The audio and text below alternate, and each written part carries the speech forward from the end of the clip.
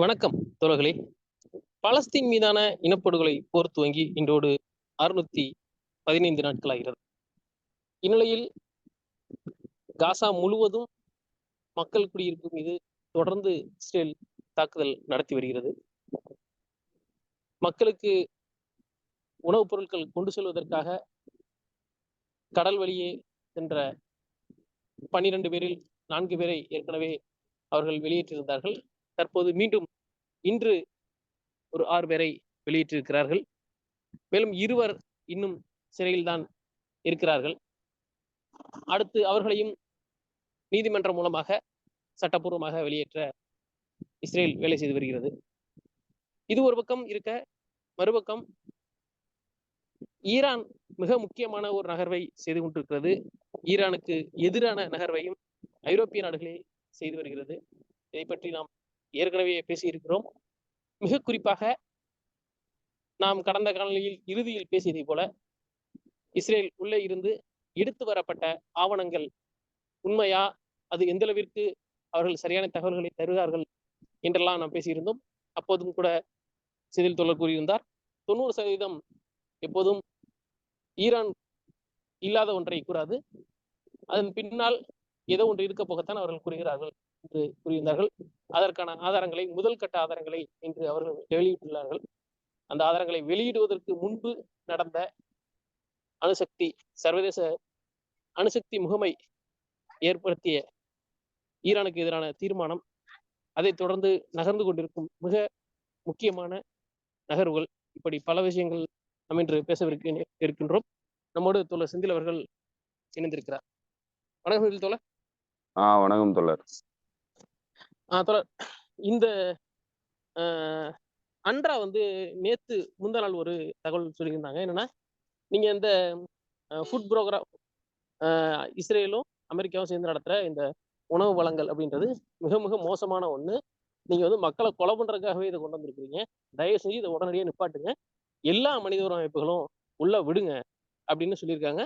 இதுக்கு அடுத்து இன்னொரு ஸ்டெப்ல நம்ம ஏற்கனவே நீங்க சொல்லியிருந்த மாதிரி பல்வேறு நாடுகள்ல இருந்து கிட்டத்தட்ட ஒரு 10,000க்கும் மேற்பட்ட மக்கள் இப்போ காசா நோக்கி போய்கிட்டு இருக்கிறாங்க.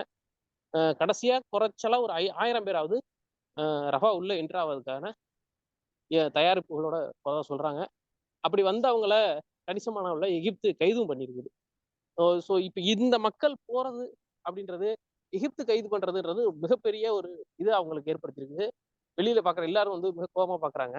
எகிப்து உள்ளே சொல்றவங்க, நீங்க எங்களை வேணும்னே காரணம் பண்றீங்க, நாங்க தான் இத்தனை வருஷம் பாலஸ்தீன் கூட தானே இருக்கோம், நாங்க எப்படி துரோகம் பண்ணுவோம், நீங்க எப்படி எல்லாரும் கிளம்பி எங்களுக்கு பிரச்சனை பண்ணீங்கன்னா நாளைக்கு எங்க மேல தாக்குதல் நடக்கும், இதை நாங்க எப்படி இது பண்றது, தயவு செஞ்சு திரும்பி போங்க அப்படின்றாங்க.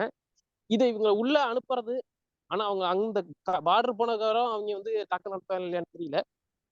இந்த மக்கள் போறது இன்னும் வர நாட்கள் அதிகரிக்கும்னு நினைக்கிறீங்களா, இல்ல இதை எகிப்தே அதை நிப்பாட்டி திருப்பி அனுப்பிடுவோம் நினைக்கிறீங்களா? இல்ல, ஏற்கனவே இந்த ஃப்ரீடம் ஃப்ளோட்டிலாவே இதைத்தான் பண்ணியிருக்கணும். எஜிப்து வழியா போயிருந்தாக்க கொஞ்சம் சிரமம் இல்லாம போயிருக்க முடியும். ரெண்டாவது, எஜிப்து இந்த இன்டர்நேஷனல் ஹியூமனிடேரியன் குரூப்பை தடுத்து நிறுத்துறதுங்கிறது கடினமான காரியம். ஏன்னா அது பெரிய அளவுக்கு சர்வதேச அளவுல நெருக்கடிகளை உருவாக்கும். இப்போ இந்த ஹியூமனிடேரியன் இன்டர்வென்ஷன்ல ஈடுபடக்கூடிய இந்த மொராக்கோல இருந்து வரக்கூடிய இந்த ஆக்டிவிஸ்ட், அவங்க எல்லாருமே பெரும்பாலும் அரபு இன்டலெக்சுவல்ஸ், அரபு ஆக்டிவிஸ்ட், இவங்க தான் அரபு நாடுகள்ல இருக்கக்கூடியவர்கள் தான். அல்ஜீரியா போன்ற நாடுகள்ல இருந்து தான் வராங்க. ஸோ இதுவுமே ஒரு நல்ல முயற்சி தான். ஆனா என்னன்னா, அரபு மக்களுக்கு இவனுங்க மரியாதை கொடுத்தது கிடையாது மேற்கத்திய நாடுகள். அரபு மக்களை அவங்க மனுஷனாவே மதிக்கிறது கிடையாது. ஸோ அதனால இதுக்கு பெரிய அளவுக்கு எதிர்ப்புகள் சர்வதேச அரங்கிலிருந்து வராது. மனித உரிமைகள் மீறப்பட்டதுனாலும் எதிர்ப்பு வராது. ஏன்னா இவனுங்களை, அதாவது இந்த மக்களை அவனுங்க மனுஷ ஈக்குவலா பாக்குறது இல்லை. அந்த ரேசிஸ்ட் பின்னணியில இருந்தா அவனுங்களுடைய ஒட்டுமொத்த செயல்பாடும் நடந்துகிட்டு இருக்கு. ஸோ அதனால இந்த ஆக்டிவிஸ்டுக்கு அவ்வளவு இம்பார்ட்டன்ஸ் இருக்காது. ஆனா சர்வதேச அளவுல வரக்கூடிய இந்த ஃப்ரீடம் ஃப்ளோட்டிலாவுடைய அமைப்பு ஆக்டிவிஸ்டுகளுக்கு முக்கியத்துவம் இருந்திருக்கும். அதுதான் சர்வதேச அரங்குல பெரிய செய்தியா போய் சேர்ந்தது. ஸோ அது அவங்க பண்ணியிருந்திருக்கணும். எஜிப்து வழியா நுழைஞ்சிருந்தாக்க இன்னும் கொஞ்சம் ஈஸியா இருந்திருக்கும். அது அவங்க பண்ணாதது ஒரு பெரிய மிஸ்டேக்னு தான் நம்ம சொல்லணும். இப்போ இந்த ஆக்டிவிஸ்ட் பொறுத்தளவுல இப்போ எஜிப்து வந்திருக்கிறாங்க. எஜிப்துல இருந்து அவங்க ரஃபாக்குள்ள போறதா தான் அவங்களுடைய பிளானை வந்து வச்சிருக்கிறாங்க. அவங்கள பூரா வந்து கடுமையா நடத்தி இருக்குது எஜிப்து அரசாங்கம். அவங்கள அங்க உள்ளுக்கு போனவங்க வெளியேற்றப்பட்டிருக்காங்க. கம்ப்ளீட்டா வந்து அவங்கள எல்லாத்தையும் வந்து டிபோர்ட் பண்ணியிருக்கிறாங்க நாட்டை விட்டு. நாட்டை விட்டு டிபோர்ட் பண்ணது மட்டும் இல்ல, அவங்களெல்லாம் வந்து கஸ்டடியில வச்சு அடிச்சதா வந்து இன்னைக்கு ரிப்போர்ட் வந்திருக்கு. அடிச்சிருக்காங்க, துன்பப்படுத்தி இருக்கிறாங்க, துன்பப்படுத்தி வெளியே அனுப்பியிருக்கிறாங்க. ஸோ எஜிப்து எவ்வளவு நாளைக்கு இந்த ப்ரெஷரை வந்து எதிர்கொள்ளும், எப்படி தாங்கும் அப்படிங்கிறது தெரியல. ஏன்னா உள்ளூருக்குள்ள இன்னும் சொல்ல போனா எஜிப்து எலைட் செக்ஷனுக்குள்ளேயே, எஜிப்து இராணுவத்துக்குள்ளேயே வந்து கடுமையான கோபம் இருக்கு சிசி மேல. பாலஸ்தீனியர்களுக்கு ஆதரவா நிக்கலங்கிறதுல பெரிய அளவுக்கு கோபம் இருக்கு. எதுவும் செயல்படாம இருக்கிறாருங்கிறதுல பெரிய கோபம் இருக்கு. அதனால வந்து எஜிப்துக்கு வந்து மிகப்பெரிய நெருக்கடி, பொலிட்டிக்கலா பெரிய அளவுக்கு நெருக்கடி சிசிக்கு, எஜிப்து அதிபர் சிசிக்கு வந்து மிகப்பெரிய நெருக்கடி. ஸோ இந்த நெருக்கடி வந்து முத்துறது வந்து ரொம்ப ஆபத்தானது எஜிப்தை பொறுத்தளவுல. ஸோ எஜிப்து ஏற்கனவே ஒரு பிரச்சனையிலான ஒரு நாடா இருக்கு. இதுல இந்த பிரச்சனையும் வந்து கூடுதலா வரும்போது அது மிகப்பெரிய சிக்கலை தான் எஜிப்துக்குள்ள ஏற்படுத்தும். ஸோ அத வேற வழியே இல்லை. ஏன்னா அவங்க வந்து ஏன்னா ரஃபா கிராசிங்கை வந்து செக்யூர் பண்ணிட்டு இருக்கிறது எஜிப்து ராணுவம் தான். இஸ்ரேல் வந்து பார்டர்ல அவங்களுடைய இந்த காரிடாரை உருவாக்கி அங்க வந்து அந்த பகுதியில அவனுங்க இதை வச்சிருக்கிறானுங்க. ஆனா எஜிப்து வரைக்கும் வந்துட்டாங்கன்னா எஜிப்து வந்து இதை அனுமதிச்சதுன்னா ஒரு பெரிய ஹியூமனிடேரியன் இன்டர்வென்ஷன் வந்து நடந்துடும். ஸோ ஹியூமன் ரைட்ஸ் ஆக்டிவிஸ்ட் எல்லாரும் வந்து உணவை வந்து சீஜை வந்து உடைச்சிட்டு உள்ளுக்கு வந்துட்டாங்கன்னா அது மிகப்பெரிய உத்வேகத்தை கொடுக்கும். புதுசா ஆக்டிவிஸ்ட் எல்லாருமே போக ஆரம்பிப்பாங்க. போனாங்கன்னா கம்ப்ளீட்டா இந்த பட்டினிங்கிற அந்த பனிஷ்மெண்ட்டை வந்து ஸ்டாப் பண்றதுக்கான வாய்ப்பு இருக்கு. ஸோ அத முதன்மைப்படுத்தி தான் இந்த ஹியூமனிடேரியன் இன்டர்வென்ஷன் வந்து இந்த ஆக்டிவிஸ்ட் பண்றாங்க, இந்த போராட்டவாதிகள் வந்து பண்றாங்க. ஸோ இது வந்து ஒரு வரவேற்கத்தக்க விஷயம். இது வந்து நம்ம ஈழத்துல இதெல்லாம் நடைபெறாம போயிடுச்சு. அதுதான் மிகப்பெரிய வருத்தத்துக்குரியது. ஒரு ஒரு கூப்பிடுற தொலைவுல இருந்தும் நம்மளால இந்த ஹியூமனிடேரியன் இன்டர்வென்ஷனை அன்னைக்கு பண்ண முடியல. ஒரு ரெப்ரஸிவ் கவர்மெண்ட் தமிழ்நாட்டுல இருந்தது. அதே போல இந்தியா முழுக்க வந்து ரெப்ரஸிவான ஒரு நடவடிக்கைகள் இருந்தது. இந்திய அரசாங்கம் கடுமையான ஒடுக்குமுறைகளை பண்ணுச்சு. ஸோ அதனால அந்த ஹியூமனிடேரியன் இன்டர்வென்ஷன் வந்து ஒரு 8 கோடி பேர் இருக்கிற தமிழ்நாட்டில இருந்து ஹியூமனிடேரியன் இன்டர்வென்ஷன் நடக்கல. இன்னைக்கு அட்லீஸ்ட் வந்து மொராக்கோ, அல்ஜீரியா போன்ற நாடுகள்ல இருந்து அந்த ஹியூமனிடேரியன் இன்டர்வென்ஷன் பண்றாங்க. ஸோ இது பொதுமக்கள்கிட்ட இருந்து வர்றதுங்கிறது ரொம்ப முக்கியமானது. ஏன்னா நாடுகள் வந்து உதவியே பண்ணலைங்கிறது தெரிஞ்சதுக்கு அப்புறம் பொதுமக்கள் தங்களுடைய பிரச்சனையை வந்து தாங்களே கையில் எடுக்கிற ஒரு சூழல் வந்து வந்திருக்கு. கிட்டத்தட்ட இது வந்து என்ன மாதிரியான ஒரு ஒரு பின்விளைவுகளை ஏற்படுத்துறதுக்கான வாய்ப்பு இருக்குன்னா, ஏற்கனவே ஒரு பொய்யான இந்த அரப் ஸ்ப்ரிங்னு சொல்லப்படுற பொய்யான ஒரு ஒரு கிளர்ச்சி, அது மக்கள் வந்து கோவத்துல இருந்ததை வந்து பயன்படுத்தி மேற்கத்திய தரப்பு தங்களுக்கு சாதகமானதா அதை பயன்படுத்துது. அதே மாதிரியான ஒரு கொதிநிலை தான் வந்து இன்னைக்கு அரபு நாடுகள் முழுக்க இருக்க மக்கள் மத்தியில. இப்போ கிட்டத்தட்ட அந்த மாதிரியான ஒரு ரெவல்யூஷனரி பாத்தை நோக்கி இந்த பிரதேசம் போறதுக்கான எல்லா வாய்ப்புகளும் இருக்கு. அதுல முதன்மையா வந்து இன்னைக்கு சிக்கிறது எஜிப்து. எஜிப்துல மிகப்பெரிய சிக்கல் உருவாகிறதுக்கான எல்லா வாய்ப்பும் இருக்கு. இந்த ஹியூமனிடேரியன் இன்டர்வென்ஷன் வந்து இந்த முயற்சிங்கிறது தொடர்ந்து இடம்பெறும் போது.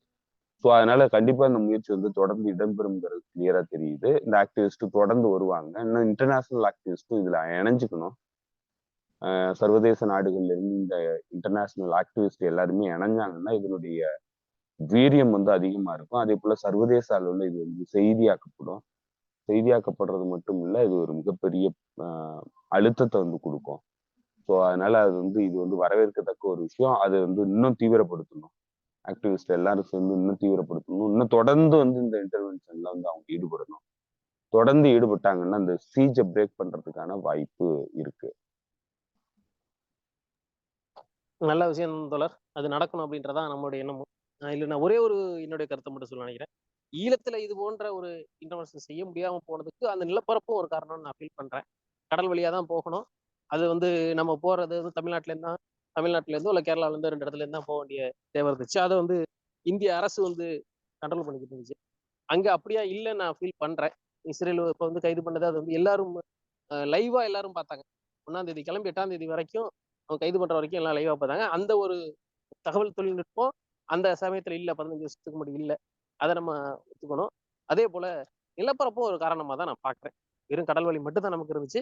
இங்க வந்து நீங்க சொன்ன மாதிரி கடல் வழியும் இருக்கு, நில வழியாகவும் போறதுக்கு வாய்ப்பு இருக்கு. ஸோ ஒரு நல்லது நடக்கும் தான் நம்ம பார்க்கணும், எதிர்பார்க்கணும். பார்ப்போம், நல்லதா நடக்கும்னு நினைக்கிறேன். இப்போ முக்கியமான ஒரு பாட்டுக்கு வருவோம். அந்த ஈரான் மற்றும் அமெரிக்கா, ஓமன் இந்த 3க்கு இடையிலான 6வது கட்ட பேச்சுவார்த்தை வர ஞாயிற்றுக்கிழமை மஸ்கட்ல நடக்கும் 15ஆம் தேதி அப்படின்னு முதல்ல சொல்லியிருந்தாங்க. சொன்னதுக்கு அப்புறம் திடீர்னு நடுவில் வந்து நேற்று இரவு, அதாவது 16ஆம் தேதி இரவு வந்து முதல்ல குவைத்திலையும் பஹ்ரைன்லையும் இருக்கக்கூடிய அரசு அமெரிக்காவின் அதிகாரிகள்ல யாரெல்லாம் வந்து ரொம்ப ஹை இம்பார்ட்டன்ட் இல்லையோ அவங்கள கிளம்புங்க, அதே போல உங்களோட ஃபேமிலி இருக்கிற அத்தனை உங்க ஃபேமிலியை வெளியேற்றுங்க அப்படின்னு, வெளியேற்றுங்கன்னு சொல்லாம நீங்க போகணும்னா போகலாம், வி அலோவ் யூ, நீங்க போறதுக்கு போகணும்னா போகலாம் அப்படின்ற வார்த்தையை சொன்னதுக்கு அப்புறம் அது வெவ்வேறு இடத்துல பத்தி எரிஞ்சிருச்சு. அடுத்த ஒரு 3 மணி நேரத்துல பார்த்தா யுஏஇல இருக்கிற பேஸுக்கு வந்து எவாக்குவேஷன் சொல்லிட்டாங்க அப்படின்றாங்க. அப்புறம் வந்து ஈராக்ல இருக்கிற பேஸுக்கு வந்து எவாக்குவேஷன் சொல்லிட்டாங்க அப்படின்றாங்க. இந்த கல்ஃப் முழுக்க இருக்கக்கூடிய அமெரிக்க பேஸ் எல்லாத்துமே வந்து அலர்ட்னஸ்ல வைக்க சொல்லிட்டாங்க அப்படின்னு ஒரு தகவல் வருது. அப்புறம் வந்து ஆன் ஏர் ஃபியூயல் ஃபில் பண்ற ஃபிளைட்ஸ் எல்லாம் தயார் நிலையில் வைக்கிறாங்க.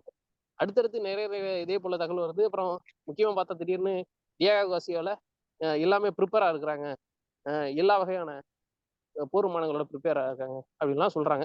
இதெல்லாம் சொன்னதுக்கு அப்புறமேல அதுக்கப்புறம் திருப்பி இன்னைக்கு சரியா முன்னாடி நீங்க சொல்லியிருந்த மாதிரி இன்டர்நேஷனல் அட்டாமிக் எனர்ஜி ஏஜென்சி வந்து ஒரு தீர்மானம் கொண்டு வந்திருக்குது ஈரானுக்கு எதிராக.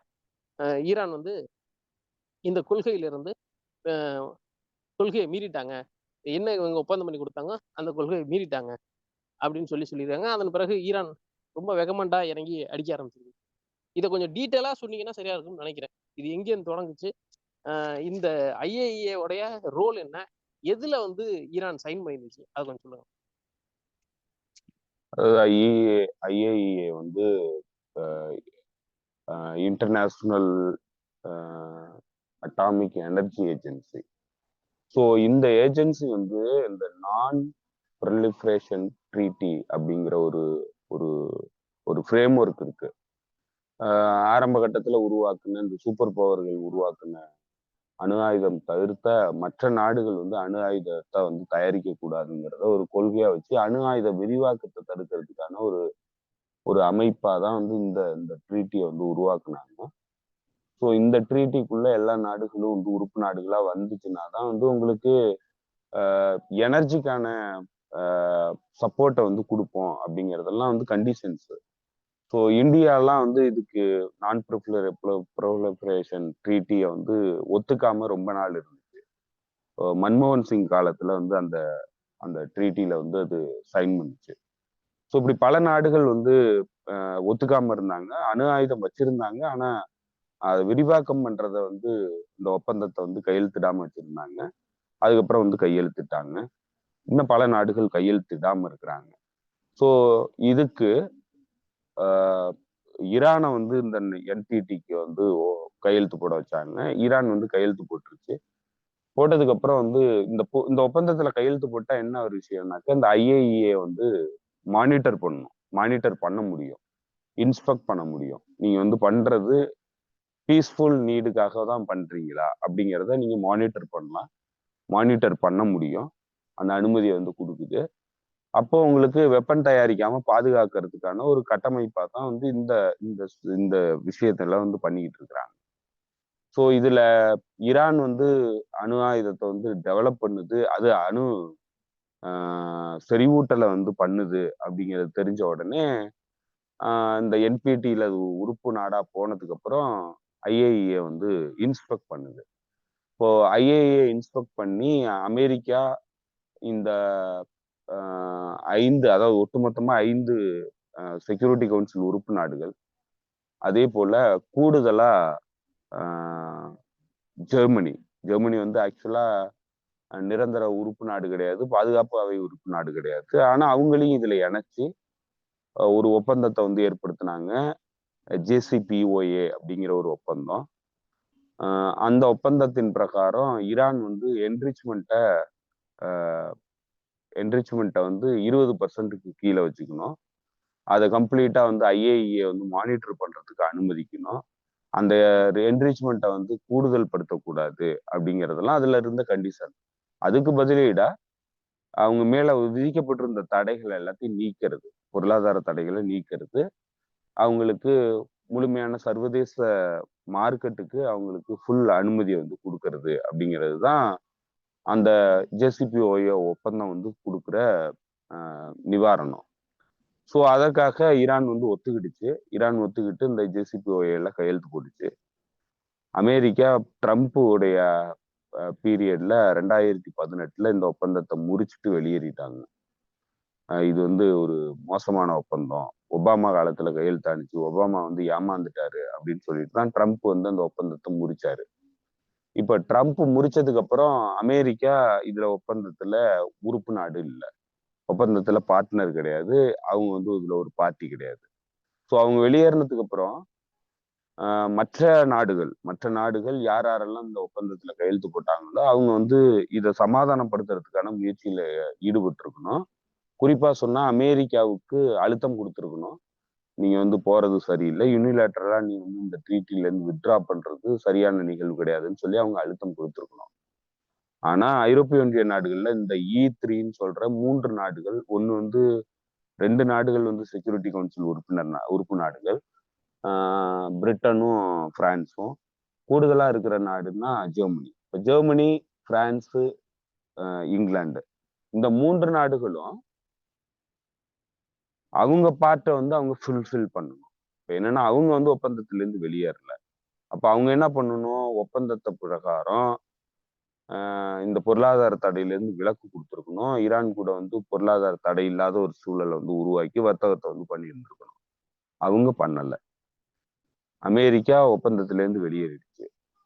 சாங்ஷன்ஸ் எதையுமே வந்து ரிமூவ் பண்ணல.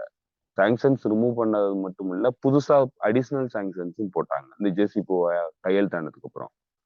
ஸோ இதெல்லாம் பார்க்கும்போது எந்த பெனிஃபிட்டும் ஈரானுக்கு கிடையாது. ஆனா அவங்க வந்து முழுக்க ஒரு மானிட்டர் பண்ற விஷயத்த எல்லாத்தையும் பண்ணிட்டு இருக்காங்க, மானிட்டர் பண்ணிட்டே இருக்கிறாங்க. எல்லாத்தையும் விட்டு கொடுத்ததுக்கு அப்புறமும் ஈரானுக்கு அதற்கான நிவாரணம் வந்து கிடைக்கல. ஏன்னா பொருளாதார தடையிலிருந்து விலக்கு கிடைக்கல. இப்போ அமெரிக்கா வந்து வித்ட்ரா பண்ணதுக்கு அப்புறம் அந்த இதுல இருக்கிற கிளாஸ் என்னன்னாக்கா, ஒரு பார்ட்டி வந்து வித்ட்ரா பண்ணிடுச்சுன்னா, நீங்க வந்து யூனிலேட்டரலா பார்ட்டி வந்து வித்ட்ரா பண்ணுதுன்னா நீங்களும் வந்து வித்ட்ரா பண்ணிட்டு போயிடலாம். அந்த ஒப்பந்தம் வந்து அதுக்கப்புறம் வேலிட் கிடையாது. ஸோ அதனால என்ன பண்ணாங்க, 1 இயர் வெயிட் பண்ணாங்க ஈரான் வந்து 1 இயர் வெயிட் பண்ணுச்சு. அவங்களுடைய கமிட்மெண்ட்ல இருந்து அவங்க விலகாம 1 இயர் வெயிட் பண்ணாங்க. 1 இயர்ல இந்த நாடுகள் வந்து எதையுமே வந்து ரெக்டிஃபை பண்ணல, இந்த பிரச்சனையை வந்து தீர்வுக்கு கொண்டு வரல. ஸோ 1 இயருக்கு அப்புறம் என்ன பண்ணாங்கன்னா, அவங்களுடைய என்ரிச்மெண்ட்டை வந்து கூடுதல் படுத்த ஆரம்பிச்சிட்டாங்க. கூடுதல் படுத்தினதுல இப்போ தகவல் பிரகாரம் என்னன்னா 60% என்ரிச்மெண்ட் ஈரான் வந்து பண்ணுது. செறிவூட்டல் வந்து 60% பண்ணுது. 20% போதுமானது. 60%ங்கிறது எக்ஸ்ட்ரா தான். போதுமான அளவுக்கு அதிகமாக தான் வந்து இன்னைக்கு என்ரிச் பண்ணுது ஈரான். ஆனா இது எந்த வகையிலையும் சர்வதேச விதிக்கு புறம்பானது கிடையாது.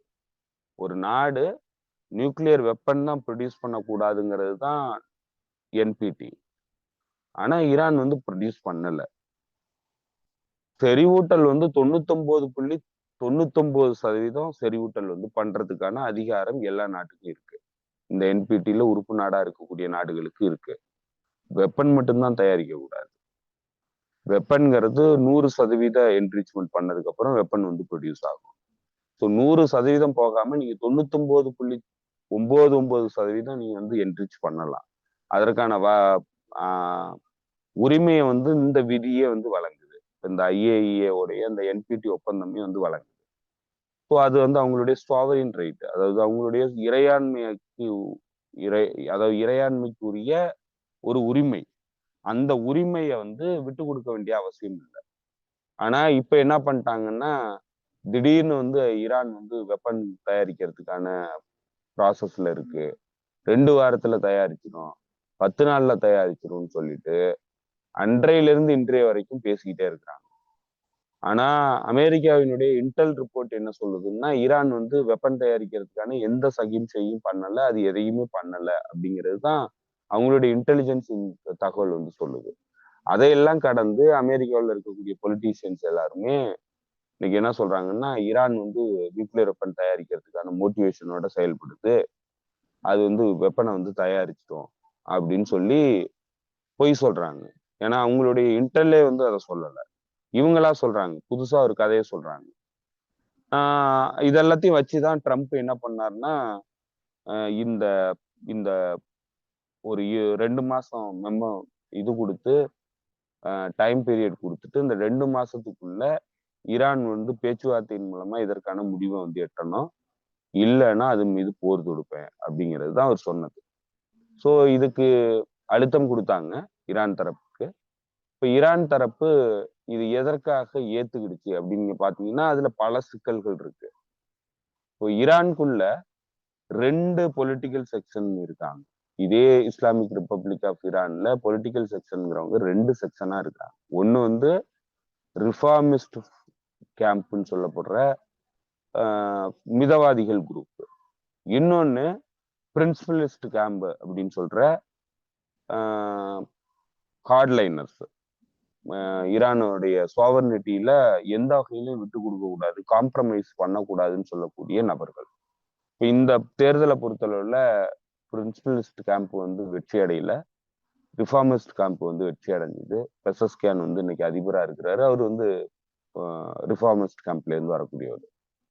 அவருடைய எலெக்ஷன் பிளட்ஜுங்கிறது என்னன்னா, நான் வந்து பேச்சுவார்த்தையின் மூலமா தீர்வை கொண்டு வந்து சாங்ஷன் ரிலீஃப் பண்ண வைப்பேன் அப்படிங்கிறது தான் அவர் சொன்னது மக்களுக்கு.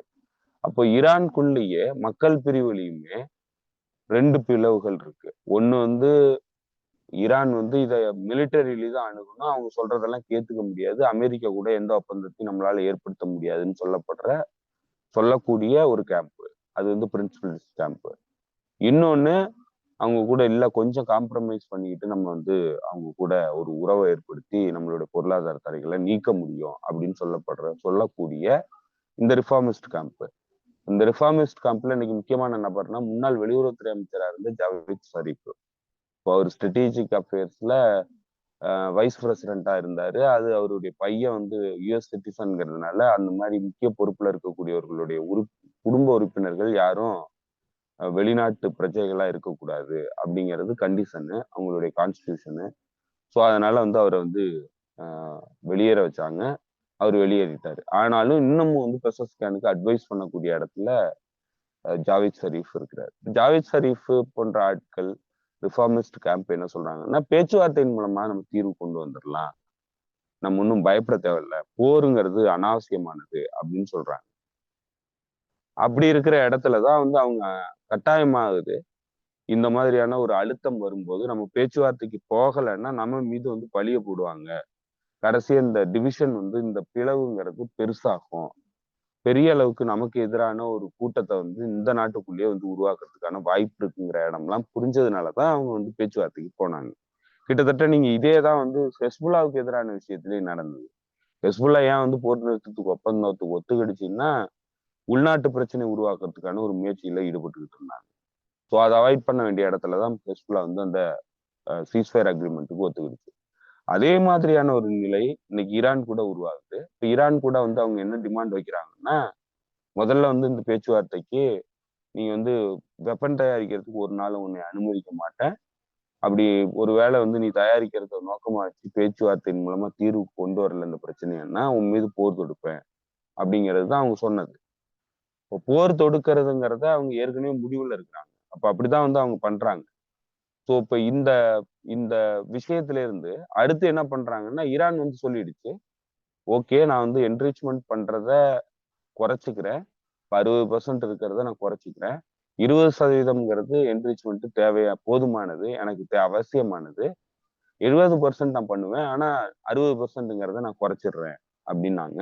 வெப்பன் தயாரிக்கிறதுக்கு நாங்க முழுமையான உத்தரவாதம் கொடுக்குறோம், நாங்க வெப்பன் தயாரிக்கிற சிந்தனையிலே இல்லை, அந்த ஆசையும் எங்களுக்கு கிடையாது அப்படிங்கிறத அவங்க வெளிப்படையா சொன்னாங்க. இப்போ அப்பதான் வந்து அவங்க என்ன சொன்னாங்கன்னா, நீங்க வந்து உங்களுடைய டெக்னீஷியன்ஸை கூட அனுப்புங்க, ஐஏஇஏ ஆட்களை அனுப்புங்க, இன்ஸ்பெக்ட் பண்ண சொல்லுங்க, எங்களை முழுமையா வந்து நீங்க கண்காணிச்சுக்கலாம். கண்காணிச்சுக்கிட்டீங்கன்னா நாங்க ஆயுதம் தயாரிக்கிறோமா என்னங்கிறத உங்களுக்கு சந்தேகம் இல்லாம வந்து உங்களால உறுதிப்படுத்திக்க முடியும். அப்படி நீங்க படுத்திக்கிட்டீங்கன்னா நமக்கு இருக்கிற அந்த டிஸ்பியூட்டுங்கிறது சார்ட் அவுட் பண்ணிடலாம். எங்களுக்கு எக்கனாமிக் ரிலீஃப் கொடுங்க, இந்த சாங்ஷன்ஸ் எல்லாம் வந்து நீங்க ரிமூவ் பண்ணுங்க அப்படிங்கிறது அவங்களுடைய டிமாண்ட். இப்போ இதுல பிரச்சனையே முடிஞ்சிருச்சு. ஆக்சுவலா அமெரிக்கா என்ன சொன்னதுன்னா, ட்ரம்ப் என்ன சொன்னாருன்னா, ஈரான் வந்து ஆயுதம் தயாரிக்கிறதுங்கிறத நான் அனுமதிக்க மாட்டேன், அப்படி ஒரு வேலை தயாரிக்கிறதுங்கிறது அவங்களுடைய நோக்கமா இருந்தது, பேச்சுவார்த்தையில அது வந்து இந்த பிரச்சனையை தீர்க்க முடியாது அப்படிங்கிற ஒரு நிலை வந்துச்சுன்னா எனக்கு மிலிட்டரி ஆப்ஷனை தவிர வேற வழி இல்லை, மிலிட்டரி ஆப்ஷன் நான் எடுப்பேன் அப்படிங்கிறது தான் ட்ரம்ப் சொன்னது. கடைசியா என்ன பண்ணிட்டாங்கன்னா, என்ரிச்மெண்ட் 20% நீங்க பண்ணக்கூடாது, 3.6% பண்ணாலே போதும் அப்படின்னு சொல்லி சொன்னாங்க. 3.6%ங்கிறது எனர்ஜி ரிசோர்சஸ், எனர்ஜி தேவைக்காக பயன்படுத்துறது. அணு உலைக்கு 3.6%ங்கிறத அவங்க சொல்றாங்க. ஆனா மற்ற விஷயங்கள், இப்போ மெடிக்கல் ஐசோடோப்ஸ், கேன்சர் ட்ரீட்மெண்ட்டுக்கு பயன்படுத்துற மருந்துகள், இதெல்லாம் தயாரிக்கிறதுக்கு இந்த கதிர்வீச்சுங்கிறது 20% என்ரிச்டு கதிர்வீச்சு தேவை.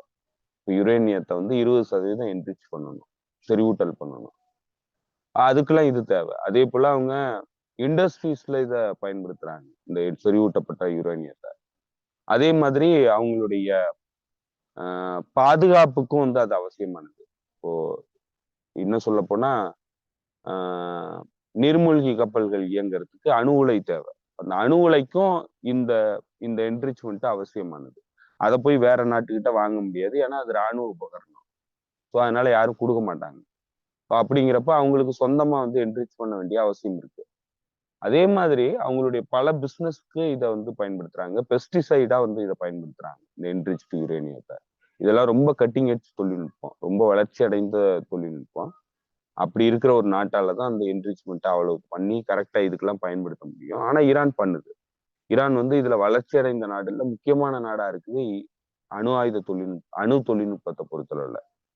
ஸோ அதனால அதெல்லாம் வந்து அவங்களுக்கு அவசியமானது. அப்ப இவங்க என்ன கண்டிஷன் வைக்கிறாங்கன்னா, 3.6% போதும், நீங்க 20% பண்ண வேண்டாம், பண்ணக்கூடாது அப்படிங்கிறத கண்டிஷனா வைக்கிறாங்க. முதல்ல என்ன சொன்னாங்க, ஆயுதம் தயாரிக்கிறது தான், தடுக்கிறது தான் எங்களுடைய நோக்கம்னாங்க. அடுத்து என்ன பண்றாங்கன்னா, 3.6%க்கு மேல நீ என்ரிச்சே பண்ணக்கூடாதுங்கிறாங்க. அப்புறம் கடைசியா மறுபடியும் வந்து பேசி, மறுபடியும் மீட்டிங் எல்லாம் முடிஞ்சு மறுபடியும் பேசும்போது இதே விட்காஃப் என்ன சொல்றாருன்னா, அங்க ப்ரப்போசல்ல அதெல்லாம் வைக்கல, இவங்க தனிப்பட்ட முறையில வெளியில வைக்கிறாங்க. என்ன சொல்றாங்கன்னா, 0% என்ரிச்மெண்ட்டே ஈரான் வந்து பண்ணக்கூடாது அப்படின்னு சொல்றாங்க. இப்ப இதுல என்னன்னா, 99.99% என்ரிச் பண்றதுக்கான உரிமையை சர்வதேச விதிகள் கொடுக்குது ஈரானுக்கு. அது அவங்களுடைய சுவாவரின் உரிமை. இந்த சுவாவரின் உரிமைய நீ எக்ஸசைஸ் பண்ண முடியாது, நீ எல்லாத்தையுமே விட்டு கொடுத்தாகணும், நீ என்ரிச்மெண்ட்டே பண்ணக்கூடாது அப்படின்னு சொல்றாங்க. இது ஏற்றுக்கொள்ள முடியாத ஒரு விஷயம். இப்ப ஈரான் தரப்பை பொறுத்தளவுல இது அவங்களுடைய சுவாவர்னிட்டியை விட்டு கொடுக்க சொல்ற ஒரு நிகழ்வு. ஸோ அதை முடியவே முடியாதுங்கிறாங்க. அது எந்த வகையிலையும் அதுக்கான வாய்ப்பே கிடையாது. என்ரிச்மெண்ட்டுங்கிறது எங்களுடைய சுவாவரின் உரிமை, அதுல தலையிடுறதுக்கு உங்களுக்கு அதிகாரம் கிடையாது. வெப்பன் தயாரிக்கிறத தடுக்கிறதுக்குன்னா நீ இன்ஸ்பெக்டரை அனுப்பு, செக் பண்ணிக்கோ, நான் என்ன பண்றேங்கிறத செக் பண்ணிக்கோ.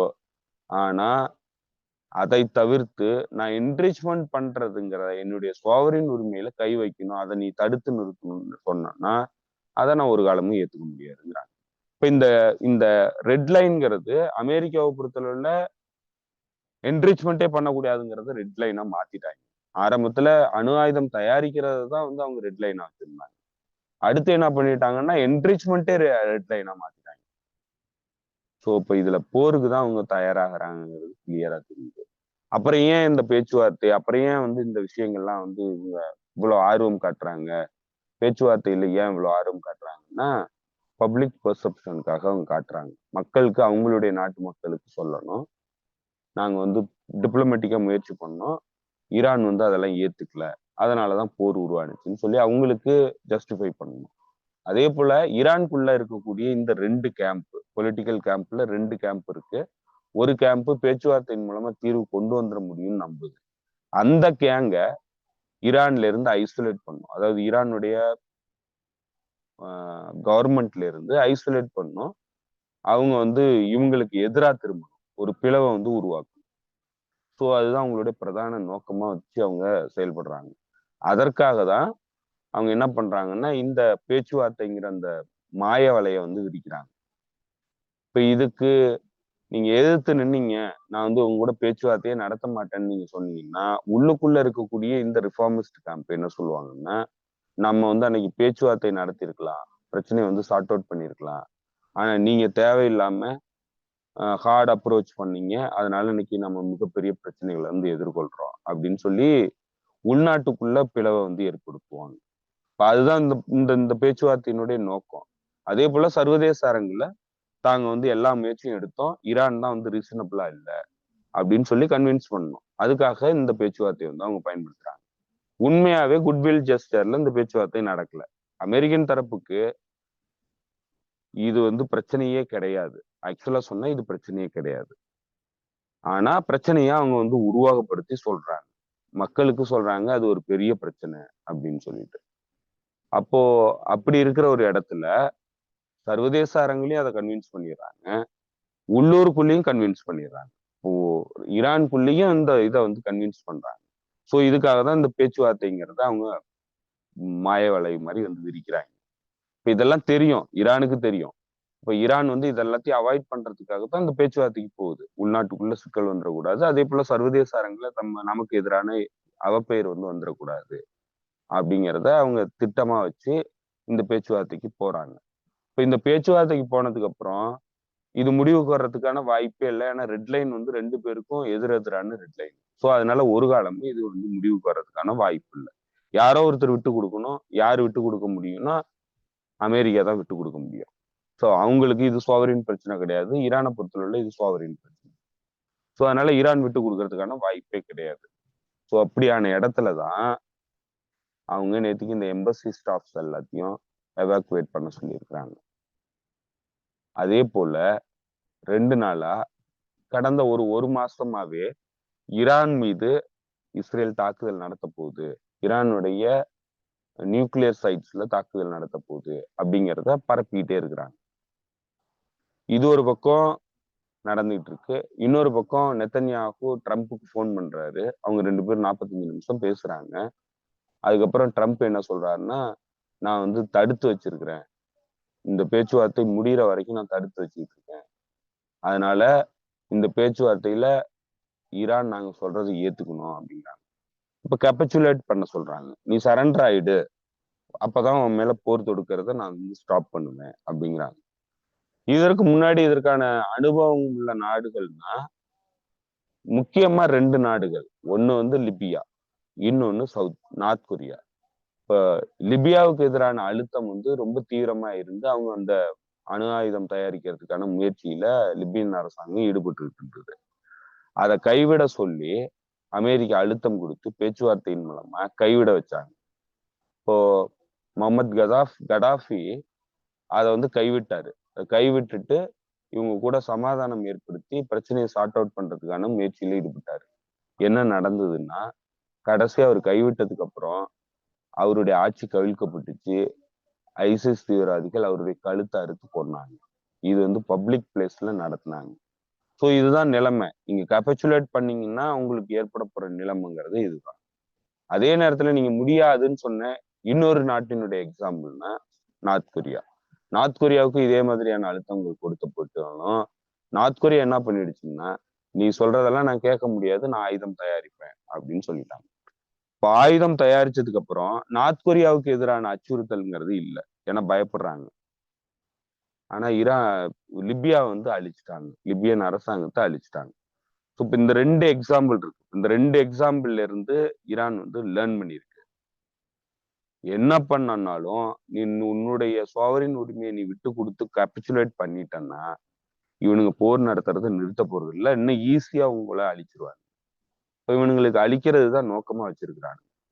ஸோ அதனால எப்படியா இருந்தாலும் இவனுங்க போர் திணிக்கணும்னு முடிவு பண்ணாங்கன்னா போர் வர்றது உறுதி. அப்ப அதுக்கு தயாராகிறது தவிர வேற வழி கிடையாது. அதே போல இந்த முழுமையா இந்த இந்த இந்த இந்த பேச்சுவார்த்தைய முழுமையா விட்டுட்டும் போக முடியாது. ஸோ இது எல்லாத்தையும் நம்ம வந்து மேனேஜ் பண்ணோம். கண்டிப்பா வந்து இவனுங்க போர் தொடுக்கிறதுக்கு தயாராயிருக்காங்க தெரிஞ்சு அவங்க ப்ரிப்பேர் பண்ணிட்டு இருக்காங்க. இப்போ கம்ப்ளீட்டா ப்ரிப்பேர் பண்ணிட்டாங்க. ப்ரிப்பேர் பண்ணதனுடைய ஒரு முக்கியமான ஒரு விஷயத்த வந்து அவங்க லீக் பண்ணியிருக்காங்க. அதுதான் வந்து அவங்களுடைய அந்த இன்டெலிஜென்ஸ் லீக். இஸ்ரேல்ல இருந்து என்னென்ன தகவல்கள் கிடைச்சிருக்கு அப்படிங்கறது எல்லாத்தையும் இப்ப லீக் பண்ண ஆரம்பிக்கிறாங்க. இன்னும் நிறைய தகவல்கள் இருக்கிறதா சொல்றாங்க. ஸோ இது எல்லாத்தையும் வந்து அவங்க அவங்க தரப்புல இருந்து ப்ரிப்பேர் பண்றாங்க. இப்ப நம்ம ஏற்கனவே பலமுறை பேசிக்கும் போது சொல்லியிருக்கோம். என்னன்னா ஹெஸ்புல்லாவினுடைய மௌனம், இன்னும் பல ஈராக்ல இருக்கக்கூடிய ரெசிஸ்டன்ஸ் அமைப்புகள் வந்து கொஞ்சம் விலகி நின்று கம்முன்னு இருக்கிறது, மௌனமா இருக்கிறது, இது எல்லாமே ஒரு பேட் சகின்சை. என்னன்னா ஈரானுக்கு எதிரான போருக்கு தயாராகிட்டு இருக்கும் மேற்குலக நாடுகள். அதற்காக தான் அவங்க எல்லாருமே வந்து அமைதி. இப்பவும் சொல்ல போனா சமீபத்துல ஆஹ் அதாவது யமன் அன்சார் அமைப்பு தன்னுடைய தாக்குதல்களை குறைச்சிருக்கு. இதுவுமே அதனுடைய சகின்சை தான். ஸோ இப்ப இவங்களுக்கு எல்லாருக்குமே தெரியுது இந்த போருங்கிறது வரப்போகுதுங்கிறது எல்லாருக்குமே தெரியுது. அமெரிக்கா தான் நேரடியா போரை தொடுக்காம இஸ்ரேல் மூலமா போரை தொடுக்கிறதுக்கு தயாராயிடுச்சு. இஸ்ரேலுக்கு அனுமதி கொடுத்துருக்கு. இஸ்ரேல் வந்து அமெரிக்கா சொன்னிச்சுன்னா தாக்குதல் நடத்தும். இஸ்ரேலால தாக்குதல் நடத்துறதுக்கான வாய்ப்பே கிடையாது. அப்போ ஒருவேளை இஸ்ரேலால தாக்குதல் நடத்தப்பட்டுச்சு அப்படின்னு இவனுங்க வந்து மீடியா மூலமா சொன்னாங்கன்னா உறுதியா இவனுங்க பின்னாடி நின்றுகிட்டு இவனுங்களுடைய தாக்குதல் தான் அது இஸ்ரேல் பேரை பயன்படுத்தி இவனுங்க தாக்குதல் நடத்துறாங்க, இஸ்ரேல் மூலமா நடத்துறாங்க. அதுதான் நடக்க போகுது. அப்ப அப்படி நடத்துனாங்கன்னா இவனுங்களுடைய கை அதுல இல்ல, நாங்க எதுவும் பண்ணல, இஸ்ரேல் தான் பண்ணுச்சு அப்படின்னு சொல்லி தப்பிக்கிறதுக்காக தான் இந்த நாடகத்தை எல்லாத்தையும் நடத்திட்டு இருக்கானுங்க. ஸோ அதனால இந்த போருங்கிறது தவிர்க்க முடியாத ஒரு காலகட்டத்துக்கு வந்திருக்கு. இது எப்படி தவிர்க்க முடியுங்கிறதுக்கான வாய்ப்பு யாருக்குமே இல்லை, தெரியல. இந்த பேச்சுவார்த்தைங்கிறது 6ஆம் கட்ட பேச்சுவார்த்தைங்கிறது ஓமன்ல மஸ்கட்ல ஞாயிற்றுக்கிழமை நடக்க போகுது. ஒருவேளை அந்த பேச்சுவார்த்தை நடக்கிறதுக்கு முன்னாடியே கூட தாக்குதல் நடத்தப்படுறதுக்கான வாய்ப்பு இருக்கு. இன்னைக்கு 8 மணிக்கு, இன்று இரவு 8 மணிக்கு இப்போ முடிஞ்சிருக்கும். 8 மணிக்கு கெனசட் மீட்டிங் நடக்குது. பாதுகாப்பு கூட்டம் வந்து கிரியால நடக்குது, இஸ்ரேல்ல டெல்-அவிவ்ல. அவங்க ஏதோ ஒரு முடிவு எடுக்க போறாங்க. ஸோ அதனால கூடிய விரைவில் தாக்குதல்கள் இடம்பெறதுக்கான வாய்ப்பு இருக்கு. அதற்காக தான் இந்த எம்பசி ஸ்டாப்ஸை வெளியேற்றுறாங்க.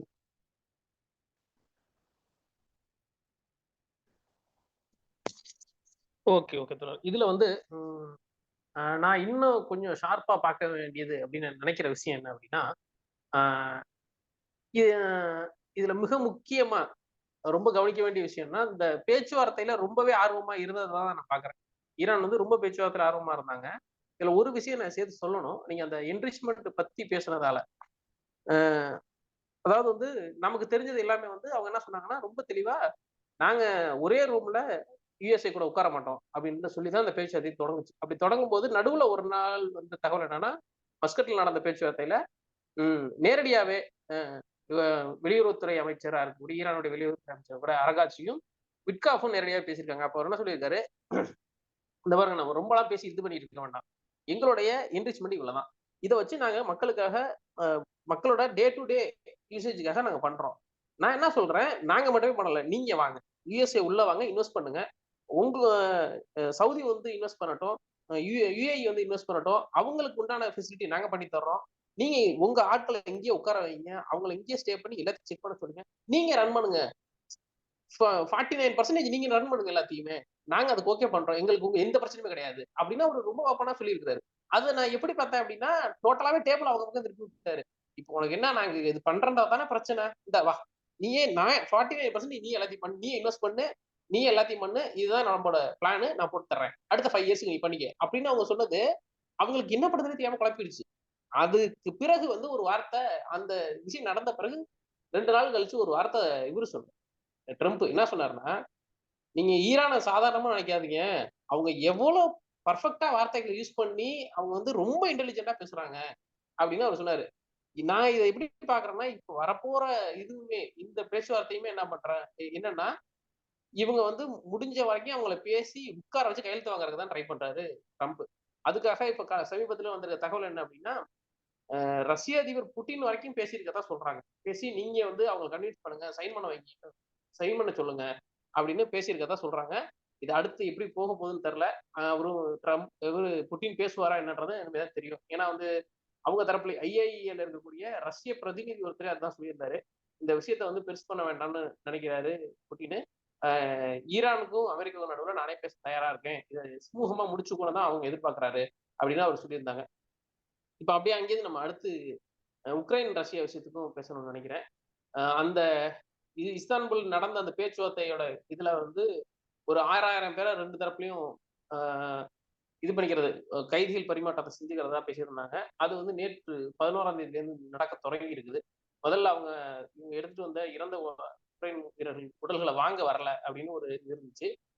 ஒரு நாள் பூரா காத்திருந்துச்சு ரஷ்யா. இல்ல அதாவது ரஷ்யன் பார்டர்ல உக்ரைன் பார்டர்ல காத்துட்டு இருந்தாங்க, அவங்க வரல. அதாவது எங்கன்னா இது வழியா பெலாருஸ் வழியா வந்து காத்துட்டு இருந்தாங்க, அவங்க வரல. அதுக்கப்புறம் மறுநாள் இன்டர்நேஷனல் மீடியா எல்லாத்தையும் கூப்பிட்டு அவங்க காமிச்ச பிறகு திருப்பி வந்திருக்கிறாங்க. இப்போ ஓரளவுக்கு எல்லாமே அங்க அந்த பரிமாற்றம் நடந்துட்டே இருக்குது. இதுக்கு நடுவுல வந்து இன்னும் வந்து ஒரு 400% வந்து மிசைல்ஸும் இதுவும் வந்து கொடுக்கணும், நம்ம உக்ரைன் கொடுக்கணும்னு சொல்லி யூரோப் தரப்புல இருந்து ஒரு பேச்சுவார்த்தை வருது. அங்க நடக்கிற பேச்சுவார்த்தை என்னன்னு, அது வந்து சால்வ் ஆகுமா இல்ல இன்னும் கண்டினியூ தான் ஆகுமா? எந்த பிரச்சனையும் சால்வ் ஆகிறதுக்கான வாய்ப்பு இல்லை தோழர். என்னன்னா இப்ப இவனுங்க ஒட்டுமொத்தமா மேற்கத்திய தரப்பு நம்ம ஆரம்பத்துல இருந்து சொல்றதுதான், அவங்களுடைய பிடிமானம் வந்து விட்டுக்கிட்டே போறாங்க. எல்லா பக்கத்துலயும் அவங்களுடைய அதிகாரத்தை வந்து இழக்க வேண்டிய நிலையில இருக்காங்க. ஸோ தடுக்கணுங்கிறதுல வந்து எந்த வகையிலையாவது தடுக்கணுங்கிறத முடிவா வச்சிருக்கிறாங்க. அதற்காகத்தான் இந்த ஸ்பெஷல் மிலிட்டரி ஆபரேஷன் வந்து உருவாக்குனாங்க. இதை பண்ண வேண்டிய அவசியத்தை ரஷ்யாவுக்கு உருவாக்குனாங்க. இப்போ நீங்க ஏற்கனவே சொன்ன மாதிரி இப்ப ஈரான் கூடயும் வந்து அவங்க அமைதியை விரும்பல, ரஷ்யா கூடயும் அமைதியை விரும்பல. ரெண்டையும் வந்து அழிக்கணுங்கிறது தான் திட்டமா வச்சிருக்கிறாங்க. இப்ப அந்த அழிக்கணுங்கிறதுல சில மாறுபாடுகள் இருக்கு. எப்ப அழிக்கணும், எப்படி அழிக்கணுங்கிறதுல மாறுபாடுகள் இருக்கு. அதுல அவங்க வந்து ஸ்ட்ராட்டஜிக்கா வந்து அவங்க பிளானிங்கை வந்து மாத்தி பண்றாங்க. பட் ஆனா அழிக்கணுங்கிறதுல தெளிவா இருக்கிறாங்க. அதற்கான கால அவகாசம் ரொம்ப கம்மியா தான் இருக்கு. இல்லைன்னா நம்ம ஒட்டுமொத்தமா பவரை வந்து இழந்துருவோங்கிறதையும் அவங்க புரிஞ்சு வச்சிருக்கிறாங்க. அவங்களோட பொருளாதார சிக்கல் மிகப்பெரிய சிக்கலா இருக்கு. அதனால நம்ம இப்போ விட்டுட்டோம்னா எப்பவும் முடியாதுங்கிறதுல அவங்க கிளியரா இருக்கிறாங்க. ஸோ அதனால எந்த பிரச்சனையும் சால்வ் பண்றதுக்கு தயாரா இல்லை. எல்லா பிரச்சனையும் சிம்பிளா சால்வ் பண்ண முடியும். அதாவது தலைய சுத்தி மூக்க தொட வேண்டிய அவசியம் இல்லை, நேரடியா மூக்க தொடலாம். அந்த வாய்ப்புகள் எல்லாமே தெளிவா இருக்கு. ஆனா எந்த பிரச்சனையும் அவங்க சால்வ் பண்றதுக்கு விரும்பல. அவங்க சால்வ் பண்றது அவங்களோட நோக்கமும் இல்லை அப்படிங்கிறத கிளியரா எல்லா பிரச்சனையுமே அவங்க தெளிவுபடுத்துறாங்க. ட்ரம்ப் வந்ததுக்கு அப்புறம் இன்டெலிஜென்ஸ் இன்புட்டு, வெப்பன் சப்ளை, அதே போல டிப்ளமேட்டிக் ஆதரவு, இது எல்லாத்தையும் வந்து கட் பண்ணியிருந்தாங்கன்னா இஸ்ரேலுக்கும் சரி யுக்ரைனுக்கும் சரி கட் பண்ணியிருந்தாங்கன்னா இந்த 2 பிரச்சனையும் ஈஸியா சால்வ் ஆயிடும். இந்த 2 பகுதியில நடக்கக்கூடிய பிரச்சனையும் ஈஸியா சால்வ் ஆயிடும். அதே போல ஈரானுக்கு வெப்பன் தயாரிக்கிறது தான் உனக்கு பிரச்சனைன்னா அதை விட்டு கொடுக்கறதுக்கு தயாரா இருக்கு. அந்த விருப்பமே இல்லைங்கிறதை ஈரான் வந்து தெளிவுபடுத்திருச்சு. அதை வந்து நீங்க சந்தேகப்பட முடியாத அளவுக்கு எல்லாத்தையும் திறந்து விட்டு நான் காட்டுறேங்கிறது சொல்லிடுச்சு. இதுக்கு மேல அதுக்கு பிரச்சனையை சால்வ் பண்றதுக்கு வேற எதுவுமே இல்லை, எல்லாமே சால்வ் ஆயிடுச்சு. அப்ப சால்வ் பண்ணுங்கிற நோக்கமே இல்லை. அதனாலதான் என்ரிச்மெண்ட் நீ பண்ணக்கூடாதுங்கிறான். அப்போ இவனுங்களுக்கு எந்த வகையிலையும் இந்த பிரச்சனையை வந்து தீர்க்கணுங்கிற நோக்கமே கிடையாது. இந்த பிரச்சனைகளை காரணமா வச்சுக்கிட்டு அவனுங்களுக்கு போற தொடுக்கணுங்கிறது மட்டும்தான் நோக்கமா இருக்கு. ஸோ அதனால இதுல எந்த மாற்றமும் ஏற்படுறதுக்கு வாய்ப்பு கிடையாது. ரிட்டர்ன் பண்ணலாம், ஏமாத்துறதுக்கு முயற்சி பண்ணலாம், ஜஸ்டிபிகேஷன் கிரியேட் பண்றதுக்கான முயற்சியில ஈடுபடலாம். அதை தவிர்த்து இந்த பிரச்சனைகளை தீர்க்கறதுக்கு அவங்களுக்கு உண்மையாவே இன்டென்ஷன் கிடையாது. அப்படி இன்டென்ஷன் இருந்திருந்ததுன்னா இந்த பிரச்சனை இந்நேரம் தீர்ந்திருக்கும். இந்த பிரச்சனை எல்லாம் இவ்வளவு பெரிய பிரச்சனையா வர்றதுக்கான வாய்ப்பே கிடையாது. ஸோ அப்ப அது எதுவுமே இவனுங்களுக்கு இது இல்லை. இஸ்ரேலை வச்சுக்கிட்டு ஈரானை தாக்குறதுல தெளிவா இருக்கிறாங்க. இஸ்ரேலை ப்ராக்சியா பயன்படுத்தி ஈரானை தாக்கணுங்கிறத தெளிவா இருக்கிறாங்க. அதே போல யுக்ரைனை ப்ராக்சியா வச்சுக்கிட்டு ரஷ்யாவை தாக்குறதுல தெளிவா இருக்கிறானுங்க. இதுல அமெரிக்கன் இன்ட்ரெஸ்ட், ஐரோப்பிய நாடுகளின் இன்ட்ரெஸ்ட் அப்படிங்கிற வேறுபாடு எல்லாம் கிடையாது. இவனுங்க எல்லாரும் ஒரே ஒரு ஒரு பூல்ல இருக்கக்கூடியவனுங்க. அதாவது ஒரே கூட்டம், ஒரு குளத்துல இருக்கக்கூடியவர்கள். இவங்க எல்லாருமா சேர்ந்துதான் அந்த திட்டமிடல் எல்லாத்தையும் வடிவமைக்கிறாங்க. அமெரிக்கன் பிரைமசியை வந்து கீப் அப் பண்ணணும். அதன் மூலமா உலகத்தை லூட் பண்ணணும். இதுதான் இவங்களுடைய நோக்கம். இதற்காக தான் இவ்வளவையும் பண்ணிக்கிட்டு இருக்கிறானுங்க. சோ அதனால எங்கேயுமே இவனுங்க அமைதி ஏற்படுத்துறதுக்கான வாய்ப்பு கிடையாது. அப்படி ஏற்படுத்தணும்னு அவனுக்கு உண்மையாவே நினைச்சிருந்தாங்கன்னா இந்நேரம் அமைதி ஏற்பட்டிருக்கும். இப்ப அது நோக்கம் இல்லை. இவனுங்களுக்கு போற உருவாக்கணுங்கிறது தான் நோக்கம். ஒட்டுமொத்தமா உலக பொருளாதாரத்தை அழிக்கணுங்கிறதுல நோக்கமா இருக்கிறானுங்க. எல்லா வகையான மோசமான நிகழ்வுகளையும் நடத்துறதுக்கு அவனுக்கு தயாரா இருக்கிறானுங்க. அதுக்கு தயாராயிட்டானுங்க. மேபி வந்து இந்த ஏற்கனவே சொன்ன மாதிரி மராத்தான் திங்க் டேங்க் நிறுவனம் கொடுத்திருந்த அந்த ரிப்போர்ட் பிரகாரம், அந்த வெஸ்ட் மிச்சல்ங்கிறவனுடைய தியரி பிரகாரம் சீக்வன்சிங், ஸ்ட்ராட்டஜிக் சீக்வன்சிங் பண்றதுக்கு தான் இப்ப எல்லா நடவடிக்கைகளும் நடக்குது. எதை முன்னாடி பண்றது, எதை பின்னாடி பண்றது, யாரை முன்னாடி அடிக்கிறது, யாரை கடைசி அடிக்கிறது, அந்த விஷயம் தான் பண்ணுது. ஒரு நேரத்துல ஒருத்தர் அடிக்கிறது. இவ்வளவுதான் இந்த திட்டமிடல் தான் நடந்துகிட்டு இருக்கே தவிர அடிக்கணுங்கிறதுல அவனுங்க தெளிவா இருக்கிறானுங்க. அதற்கான காய்களை எல்லாத்தையும் நகர்த்துறானுங்க. இந்த பகுதியில இஸ்ரேலை வச்சு அதை பண்றானுங்க, அந்த பகுதியில யுக்ரைன் வச்சு பண்றானுங்க. அதை கடந்து ரஷ்யா பிரச்சனையை பொறுத்தளவுல என்னன்னா, இப்ப ரஷ்யா உள்ள அந்த நியூக்ளியர் ட்ரையாட வந்து தாக்குதல் நடத்தினானுங்க. அதுல கடைசியா கிடைச்சிருக்கிற தகவல் ஒரு 3 ல இருந்து 7 ஏரோப்ளேன்ஸ் வந்து பாதிக்கப்பட்டிருக்கு. அதுல அவுட் ஆஃப் சர்வீஸ்ல கிட்டத்தட்ட ஒரு 3 உறுதியா போயிட்டதா சொல்றாங்க. சோ இதுதான் வந்து அந்த தாக்குதல். இப்ப இத வந்து ரஷ்யா எப்படி எதிர்கொள்ளும்னு சொல்லி எல்லாரும் எதிர்பார்த்தாங்கன்னா, கடுமையான தாக்குதல் நடத்தும் அப்படின்னு சொல்லி எதிர்பார்த்தாங்க. ஆனா ரஷ்யா பண்ணல. ரஷ்யா அதை எப்படி கேட்டகரைஸ் பண்ணியிருக்குன்னா, அதை பத்தி பெருசாவே பேசல. அந்த சிவிலியன் இன்ஃப்ராஸ்ட்ரக்சர், குறிப்பா வந்து இந்த ட்ரெயின் மீதான தாக்குதல்ல தீவிரவாத தாக்குதல், ஸ்டேட் ஸ்பான்சர்ட் தீவிரவாதம் அப்படின்னு சொல்லியிருக்கு. அதாவது அரசினால உருவாக்கப்பட்டு உதவி பண்ணப்படக்கூடிய தீவிரவாதம் அப்படிங்கிறத சொல்லியிருக்கு. அந்த டேர்ம் வந்து அப்படிதான் அவங்க பயன்படுத்துறாங்க. இப்ப அப்படி பயன்படுத்தினாங்கன்னா அவங்களுடைய போர் முறைகள்ல மாற்றங்களை கொண்டு வர போறாங்க. அதை எப்படி கொண்டு வர போறாங்கன்னா, தீவிரவாதிகளை எப்படி அணுகணுமோ அப்படி அணுகுவாங்க. ஸோ அதுதான் அவங்களுடைய அடுத்த கட்ட திட்டமா இருக்கு.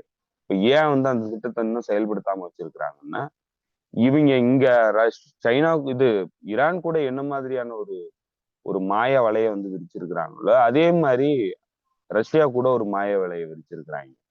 கன்வின்ஸ் பண்றதுக்கான முயற்சியில் ஈடுபடுறாங்க உலகத்தை. நாங்க வந்து டிப்ளமேட்டிக்கா தீர்க்கணும் அப்படிங்கிறதுல விருப்பமா இருக்கிறோம். ஆனா புட்டின் தான் சரியில்லை. புட்டின் வந்து ஈவிலா இருக்கிறாரு. புட்டின் வந்து மோசமானவரா இருக்கிறாரு.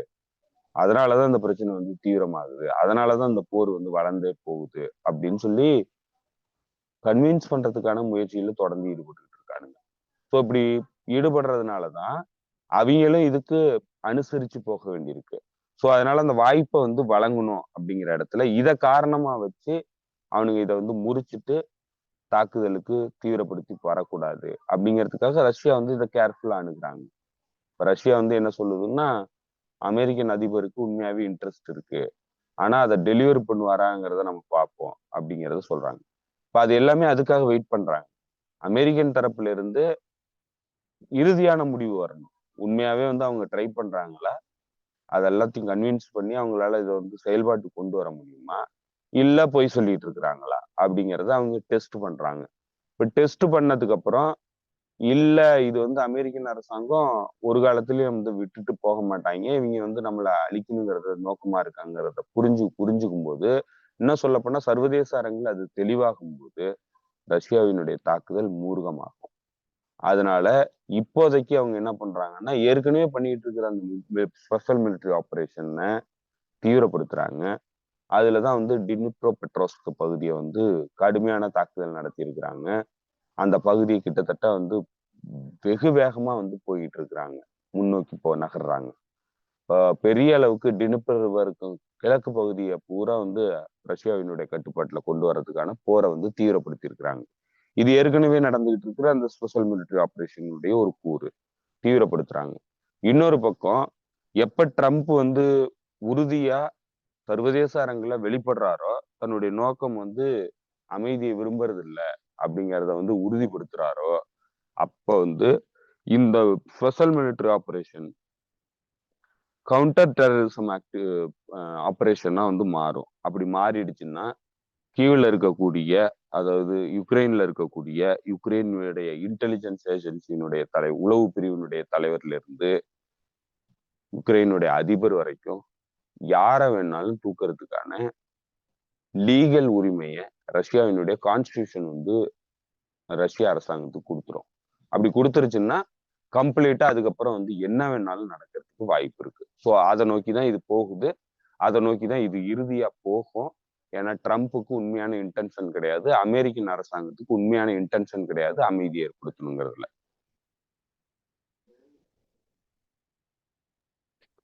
ஓகே ஓகே தோழா.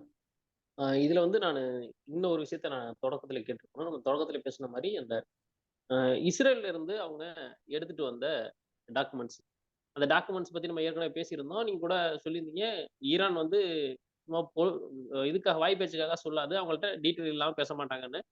அதே போல இன்னைக்கு நடந்திருக்கு. ஐஏஇஏல இருக்கக்கூடிய ஒரு தலைமை பர்சனும் இஸ்ரேல் தரப்புல இருக்கிற ஒருத்தரும் சேர்ந்து எப்படி ஈரான் மேல வந்து ஈரானுடைய நியூக்ளியர் அணு உலைகள் மேல நம்ம தாக்குதல் நடத்தினா அதன் பிறகு எப்படி அதை மற்ற நாடுகள்ல இருந்து வரக்கூடிய கேள்வி எப்படி சமாளிக்கிறது, இதுல எதுல நம்ம மாட்டாம தாக்குதல் அப்படின்லாம் அவங்க பேசினதா சொல்லி அந்த இது வந்திருக்கு. இது வந்து எப்போ வந்திருக்குன்னா ஐஏஇஏ ஈரானுக்கு எதிராக அந்த தீர்மானம் கொண்டு வந்த பிறகு வந்து இந்த ஆவணங்கள் வந்திருக்கு. ஒரு தோழர் இன்னைக்கு அனுப்பியிருந்தாரு நமக்கு டெலிகிராம்ல அனுப்பிட்டு, அந்த மிடில் ஈஸ்ட் நினைக்கிறேன், அந்த அவங்க தான் வந்து அதை எடுத்து போட்டிருந்தாங்க. நிறைய தகவல்கள் அதுல சொல்லியிருந்தாங்க. அடுத்த 5 வருஷத்துக்கு என்ன பிளான் வச்சிருக்குது, அமெரிக்காட்ட இருந்து என்னென்ன பொருட்கள்லாம் வந்து நியூக்ளியர் பாம் தயாரிக்கிறதுக்கான பொருள்லாம் வாங்க போகுது இஸ்ரேலு அப்படின்ற டீட்டெயில் வரைக்கும் ஏகப்பட்ட டீட்டெயில் அவங்க வந்து கலெக்ட் பண்ணிட்டதா சொல்றாங்க. இப்போ இந்த வந்திருக்க டீட்டெயில், இப்போ இந்த ஐஏஇஏல இவங்க பேசுனது இந்த இது இருக்கு இல்லையா, இதை வச்சு யுஎன்ல வந்து ப்ரொசீட் பண்ண முடியுமா ஈரானு? இப்ப நீங்க வந்து எங்களை நாங்க கையெழுத்து போட்டு நாங்க கரெக்டா நீங்க சொன்னதெல்லாம் நாங்க கேட்டு நடந்தோம். ஆனா நீங்க எங்களுக்கு பின்னாடி இப்படி ஒரு வேலை பார்த்துருக்கீங்களே அப்படின்னு சொல்லி இவங்க கம்ப்ளைண்ட் பண்ண முடியுமா? அது எந்த அளவுக்கு ஒர்த்தபுளா இருக்கும்? தெரியல. அது இப்போ இன்டர்நேஷனல் லீகல் சிஸ்டத்துல அது என்ன மாதிரியான வாய்ப்பு இருக்குன்னு நமக்கு தெரியல. ஆனா என்னன்னா இதுல வந்து ஐஏஇஏ வந்து ஒரு பயஸ்ட் அமைப்பு, அமெரிக்காவினுடைய டூலா இயங்குதுங்கிறத எக்ஸ்போஸ் பண்றாங்க. அது இஸ்ரேலினுடைய ஒரு டூலாவும் வந்து இயங்கிட்டு இருக்கு அப்படிங்கிறத எக்ஸ்போஸ் பண்றாங்க. இந்த ஐஏஇஏ கொடுத்த தகவல், குறிப்பா வந்து ஐஏஇஏ உடைய தலைவரா இருக்கக்கூடிய ரஃபேல் கிராசிங்கிறவரு பல தகவல்களை கொடுத்திருக்கிறாரு. அவர் என்ன சொன்னா, ஈரான் தரப்புல இருந்து என்ன குற்றச்சாட்டு வைக்கிறாங்கன்னா, இஸ்ரேலுக்கு கம்ப்ளீட் டீட்டெயில்ஸை கொடுத்துருக்குறாங்க. ஈரான்ல எங்கெங்க இருக்கு, என்ன பண்றாங்க, யாரு சயின்டிஸ்ட், எல்லா டீட்டெயிலையும் வந்து கொடுத்துருக்குறாங்க. ஐஏஇஏ உடைய அப்சர்வர்ஸ், இந்த இன்ஸ்பெக்டர்ஸ் வந்து எல்லா டீட்டெயிலையும் இஸ்ரேல் அரசாங்கத்துக்கு கொடுத்துருக்குறாங்க. அதை தான் இப்ப லீக் பண்ணியிருக்கிறாங்க. இப்போ இதன் மூலமா பல படுகொலைகளை இஸ்ரேல் அரசாங்கம் ஈரானுக்குள்ள நடத்தியிருக்கு. அதுலதான் வந்து நியூக்ளியர் சயின்டிஸ்ட், சீஃப் நியூக்ளியர் சயின்டிஸ்டா இருந்தவரையும் வந்து கொலை பண்ணியிருக்கு, அசாசினேட் பண்ணியிருக்கு. டெஹரான் யூனிவர்சிட்டியினுடைய ப்ரொஃபஸரா இருந்தவர், அவர் வந்து வீட்டுக்கு போகும்போது மெஷின் கன் மூலமா ஷூட் பண்ணி அவரை வந்து கொலை பண்ணிட்டாங்க, அசாசினேட் பண்ணிட்டாங்க. பல நியூக்ளியர் சயின்டிஸ்ட், டெக்னீஷியன்ஸ், என்ஜினியர்ஸ் இவங்களை எல்லாத்தையும் வந்து அசாசினேட் பண்ணியிருக்கு. என்னன்னா நியூக்ளியர் ப்ரோக்ராம கண்டினியூ பண்ணக்கூடாது, அதற்கான மூளையா இருக்கக்கூடியவர்களை வந்து கொலை பண்ணணும் அப்படிங்கிற பின்னணியில பண்ணியிருக்கு. இதுக்கு முழுக்க முழுக்க உதவி பண்ணது இன்டர்நேஷனல் அட்டாமிக் எனர்ஜி ஏஜென்சி. அது ஒரு காம்ப்ளிசிட் அமைப்பு அப்படிங்கிறத இன்னைக்கு எக்ஸ்போஸ் பண்ணியிருக்காங்க. இப்ப அந்த காம்ப்ளிசிட்டான அமைப்பு தான் இன்னைக்கு இந்த இந்த தீர்மானத்தை கொண்டு வந்திருக்கு ஈரானுக்கு எதிராக.